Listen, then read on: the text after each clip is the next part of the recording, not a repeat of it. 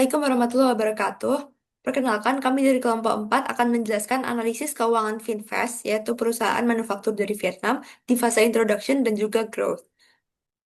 Pertama-tama, izinkan kami memperkenalkan diri. Saya Hadina Yasmin dengan NRP 110 bersama teman saya Naila Kirana Amalia, NRP 114, dan juga Maria Tabuni, NRP 150. Pertama-tama, saya akan menjelaskan tentang dasar teori. Pertama-tama terdapat teori bisnis life cycle, yaitu suatu model yang menggambarkan berbagai tahapan yang dialami oleh perusahaan dari awal hingga akhir, mulai dari tahap introduction, growth, shakeout, maturity, dan juga decline.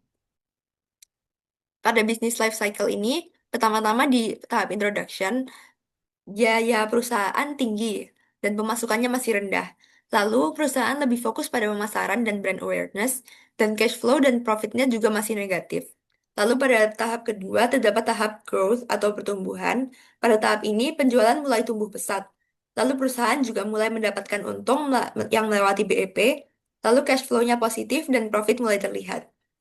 Lalu untuk shake out, yaitu tahap ketiga, pertumbuhan penjualan meningkat namun melambat. Lalu muncul kompetitor. Profit menurun sehingga beban juga meningkat dan cash flow tetap naik. Pada tahap keempat terdapat tahap maturity atau pendewasaan, yaitu pada tahap ini penjualan stabil dan atau menurun perlahan. Lalu marginnya kecil dan cash flow-nya stabil. Dan inovasi dan investasi dibutuhkan agar perusahaan tetap bertahan. Lalu terakhir ada tahap decline, yaitu pada tahap ini terdapat penurunan pada penjualan, profit, dan cash flow.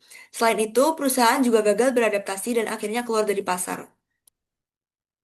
Selanjutnya terdapat teori rasio finansial atau financial ratio. Pertama-tama terdapat profitability ratio, yaitu rasio yang mengukur kemampuan perusahaan dalam menghasilkan laba atau keuntungan yang diinginkan. Antara lain, untuk mengukur hal tersebut dapat dilihat dari gross profit margin, net profit margin, return on assets atau ROA, lalu return on equity. Lalu kedua ada liquidity ratio atau rasio likuiditas. Rasio ini memproyeksikan kemampuan perusahaan dalam melunasi hutang-hutangnya atau kewajiban dalam jangka pendek, seperti current ratio, cash ratio, dan juga quick ratio.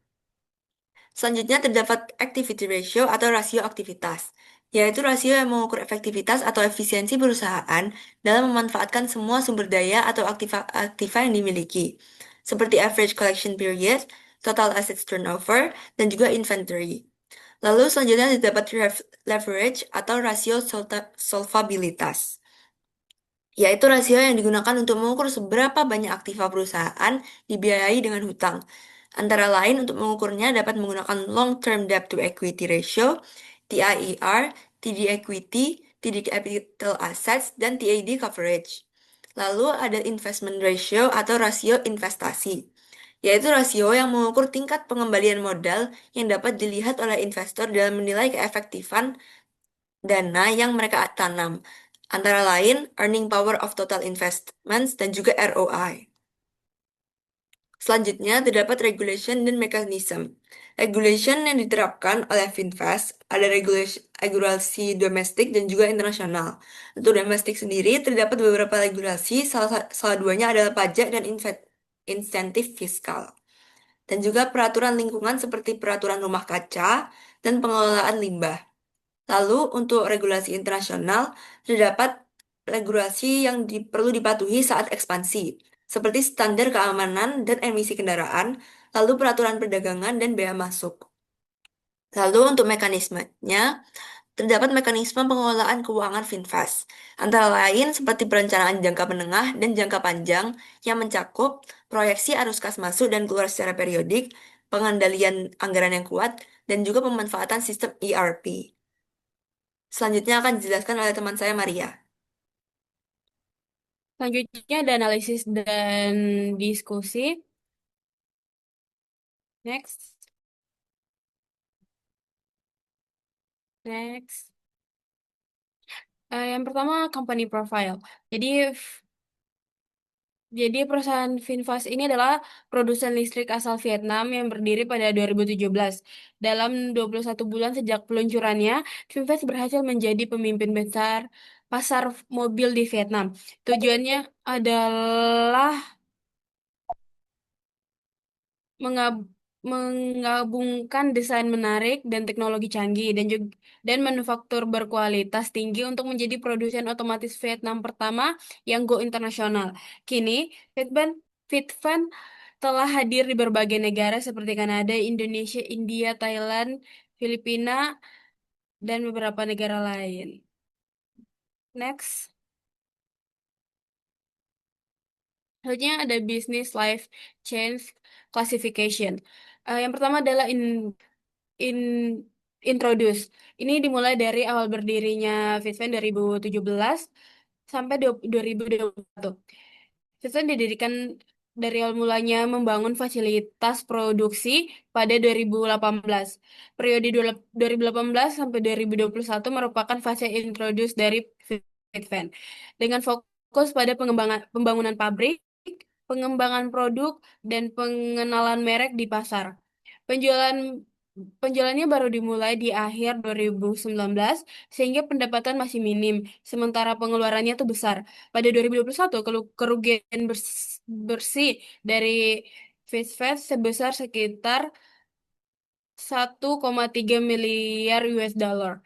Arus kas operasional juga negatif. Hal ini menunjukkan bahwa terdapat ketergantungan tinggi pada pendanaan dari Vince Group. Di sisi lain, rasio lancar masih baik karena pendanaan berbasis ekuitas dan tingkat utang tetap terkendali. Next. Yang kedua adalah fase growth dari 2022 hingga 2024. Pada 2022, Finfast memasuki fase growth dengan meluncurkan mobil listrik murni dan ekspansi ke pasar global, termasuk US dan Eropa. Pendapatan 2022 naik signifikan menjadi 634 juta US dollar, meskipun masih mencatat kerugian bersih sebesar 2,1 miliar US dollar karena biaya ekspansi yang tinggi. Pada 2023, Finfast terdaftar di Nas Nasdaq lewat skema SPIC, memperkuat ekuitas dan pendanaan untuk ekspansi, termasuk pembangunan pabrik di North Carolina. Struktur pembiayaan mulai melibatkan utang tetapi tetap terkontrol. Dan arus kas operasional juga masih negatif, tapi kerugian mulai menurun.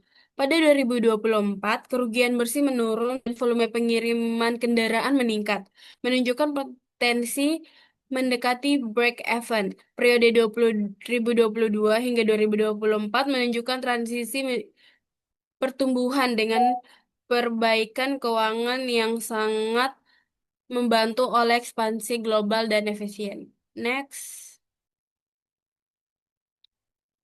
Ini adalah tabel kondisi keuangan Finfast.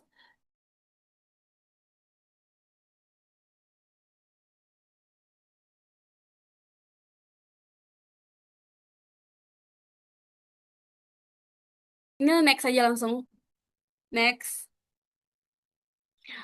Ini laba bersih tetap negatif dengan penurunan tajam sebesar 15% dari 2022 ke 2023 dan sebesar 35% dari 2023 ke 2024. Hal ini menunjukkan bahwa Finfast menghadapi tantangan berat dalam pengelolaan beban operasional yang terus meningkat di tengah pendapatan yang belum cukup besar untuk menutupi pengeluaran tersebut. Untuk debt to asset ratio-nya, rasio ini menunjukkan meningkat dari 1,32% pada 2022 ke 1,45 pada 2023, sebelum akhirnya turun ke 1,10 pada 2024. Penurunan rasio ini mengidentifikasi upaya perusahaan mengurangi ketergantungan pada utang melalui strategi perbaikan struktur modal. Untuk ROA-nya, rasio ini terus negatif dan menurun dari min 28,93% pada 2023 ke 49,60% pada 2024, menandakan bahwa perusahaan belum mampu memanfaatkan asetnya secara optimal untuk menghasilkan keuntungan. Next.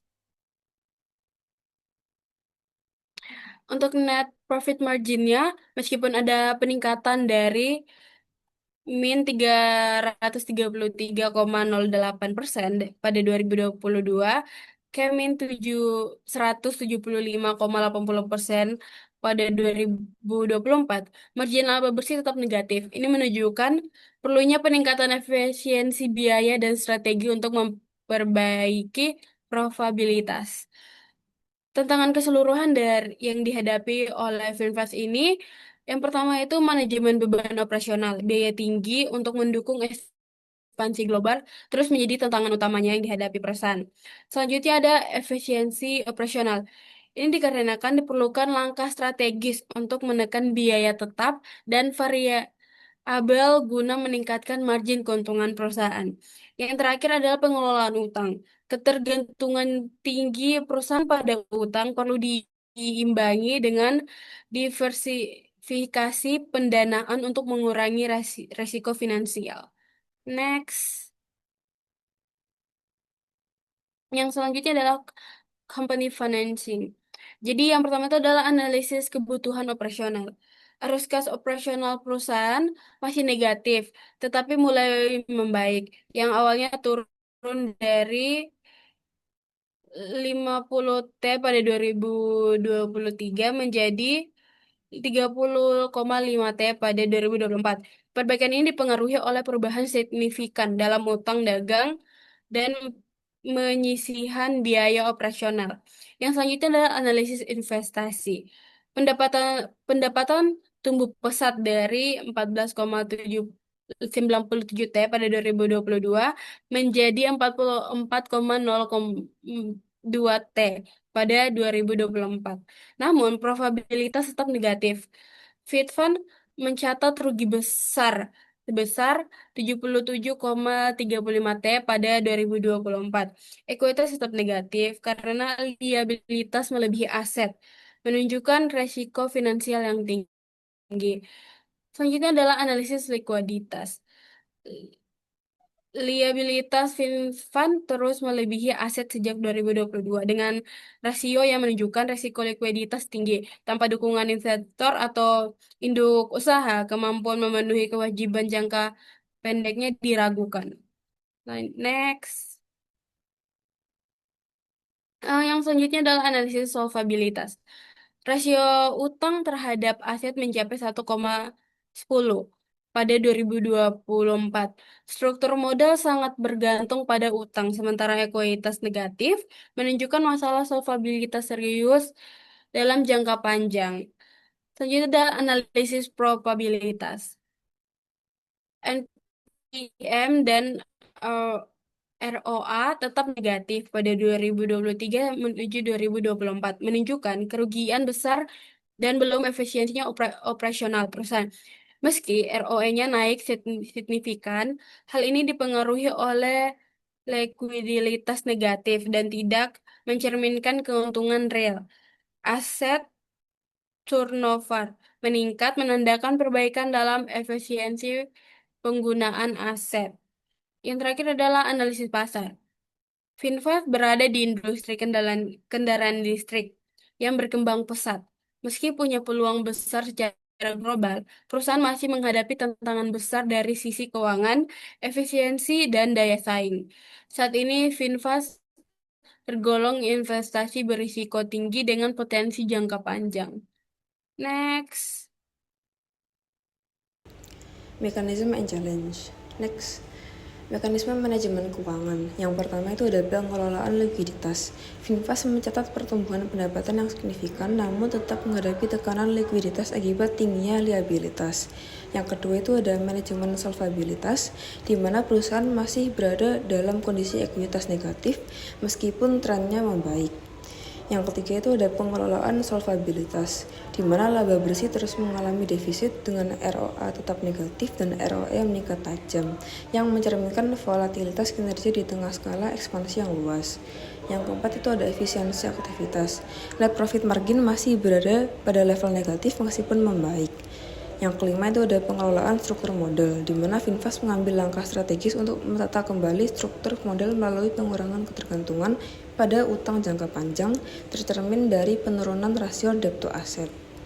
Selanjutnya itu ada tantangan manajemen keuangan. Yang pertama ada dalam penurunan laba. Perusahaan itu mengalami tekanan pada sisi profitabilitas akibat tingginya biaya operasional yang belum sebanding dengan pendapatannya, terutama dalam konteks ekspansi global yang agresif. Yang kedua itu ada fluktuasi kinerja, di mana kinerja keuangan perusahaan belum menunjukkan kestabilan jangka panjang, khususnya dalam aspek profitabilitas. Perbaikan yang tercapai pada beberapa indikator belum berlangsung konsisten yang turut dipengaruhi oleh tingginya nilai investasi yang dikeluarkan. Yang ketiga itu ada efisiensi operasional, di mana meskipun pendapatan meningkat, biaya operasional yang besar tetap menjadi hambatan dalam capaian efisiensi. Yang keempat itu manajemen risiko finansial. Ketergantungan terhadap pembiayaan berbasis utang masih cukup tinggi sehingga menimbulkan tantangan dalam menjaga likuiditas dan solvabilitas. Sekian dari kelompok kami, terima kasih.